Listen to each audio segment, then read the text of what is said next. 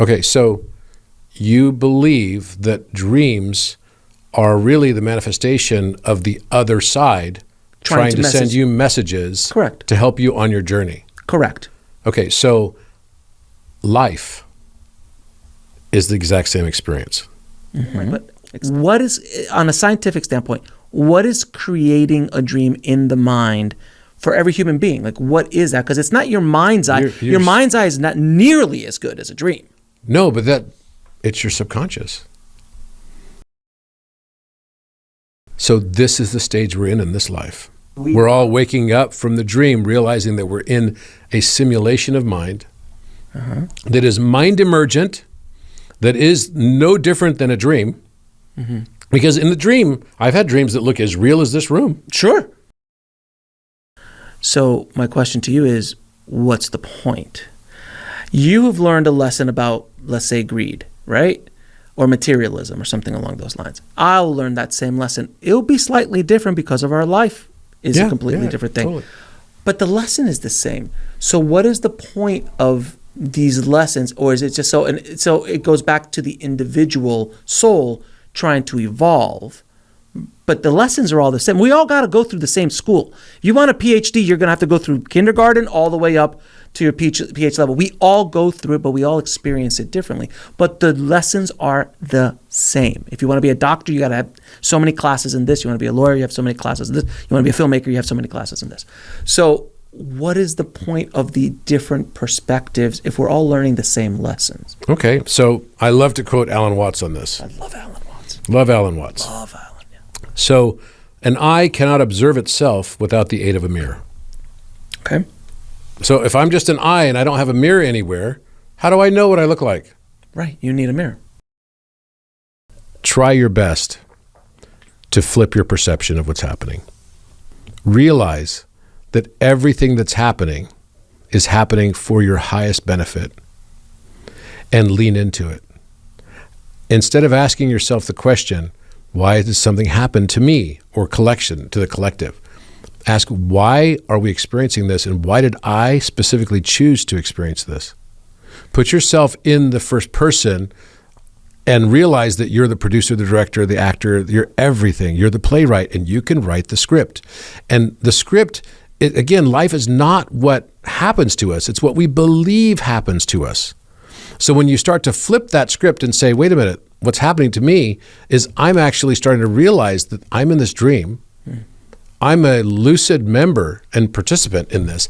And what it's actually helping me do is find my absolute radical authenticity.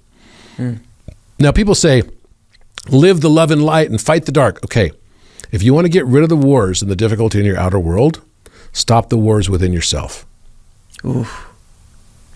Oof. It's all a reflection of what's happening inside of you that creates your experience. So therefore, when you realize, okay, I'm on a pathway and all my relationships and all my interactions and all my experiences are all along this continuum from here, which is my first realization of separation as a child from my mother, all the way to true self-love. Can you truly love yourself if you don't know yourself? Yeah, you know, even during recessions, right? Yeah. I've done all kinds of research on this when I was in the business world. It's like during a recession or a time of tumultuous change, you have 2/3 of companies go down, right? They don't do and perform as well as they did before, but 1/3 break out. Right. Why do they break out?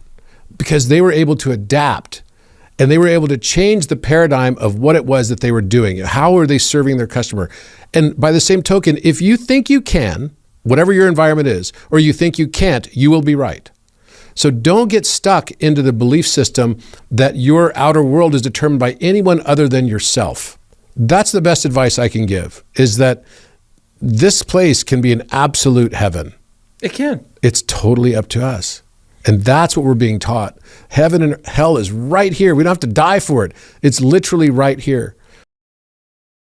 And I believe fundamentally that these people all figured out, you know, even Jesus, when he was nailed to the cross, was often described as being in a blissful state. Because he wasn't connected to the body. No, because suffering is only suffering when you don't know the reason behind the suffering. When you realize that judgment is a source of suffering, but suffering is a source of enlightenment. I don't even like the word enlightenment. I actually prefer the word enlightening because it doesn't ever end. It doesn't end for Source Creator either. It's constantly getting more and more wise and expanding its awareness to higher and higher levels. And it just uses us as dimensionally limited avatars to experience itself and play out this game of life. And also, like, just because they mastered this level doesn't mean that there's other levels above it. It's endless number of levels. Right. That's the thing. Until you finally just absorb back into Source Creator, it's just a process that we are all part of the same one. We're just all divisions of the number one. Sparks, if you will. People that would say, I'm a love and lighter. I think I said this to you before. I get requested sometimes by groups to say, okay, can you wear a hat that says like light worker? I'm like, only if you give me a shirt that says shadow worker. Where it's made. The shadow work is where it's made. And when we finally start integrating and realizing, okay, if over here, my relationships, my experiences and everything are like almost perfected in some perfected state, because this is where there's absolute alignment between how I love myself and how the world around me loves me. Because that's what's going to happen. As I truly love myself unconditionally, then the world around me starts to love me unconditionally. So the split is the people that are still stuck into, and it's not because they're stuck, they chose this path as well. They want to go deeper into the duality. They want to fight more against the dark. They want to right the injustices of the world, rather than looking at the world and saying, I am that I am, and I can fall in love with it all as it is because it's beautiful. And once we do that, then you start to manifest more and more and more. Your relationships, the people that come into your life, your friendships no longer are going to be as conditional. If you have conditional friendships, that's a reflection of how you see yourself conditionally. So as you move more and more to this, and you finally get to this stage out here, this is when you're fully a full player in the Leela. And you're living an angelic style life. And you're getting new DNA, you're getting all of the stuff that's coming along with this. You're not aging anymore. You actually start aging backwards. It was ridiculous. It's ridiculous. It's ridiculous. But it's the Alan Watts quote, mankind only suffers because he takes too seriously what the gods made for fun. What's such a great quote. And on that, sir, where can people find out more about you and the amazing work you're doing in this world? Well, I think the first place I would direct people to is my show Codex on Gaia, which is getting better and better and better. I give you a bit of a preview today, and it's super epic. I'm very, very proud of it. Well, you're adding a lot of extra juice to that. So I added a lot of extra juice to it for sure. Yes. Robert, I got to ask you finally, man, there is so many people watching who are terrified about what's happening right now in the world. They're scared of the change. They're scared of the sledgehammer that's happening to their collective and also to themselves personally. What advice do you have for people who are really scared about the economy, the politics, food, media, like everything, the money, all of this stuff that they're so terrified about and scared? What advice do you have for them to help them process this? I only shoot easy questions here, Robert. Yeah. Only easy. I honestly, try your best to flip your perception of what's happening.